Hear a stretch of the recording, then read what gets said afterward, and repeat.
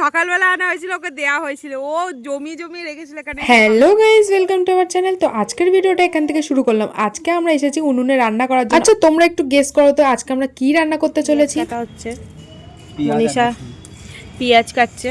তো আমরা তো এখানে রান্না বান্নার কাজকর্ম শুরু করেই দিয়েছি। এখানে পেঁয়াজ রসুন সবকিছু কেটে নেওয়া হচ্ছে, আর আলুটা তো কাটা হয়ে গেছে। আর এখানে উনুনে এখানে আলুগুলো তো সেদ্ধ করে নেওয়া হয়ে গেছে। তোমরা দেখতেই পাচ্ছ আমাদের আলুগুলো পুরো সেদ্ধ হয়ে গেছে। আচ্ছা এবার তোমরা বলো তো আমরা কি রান্না করতে চলেছি।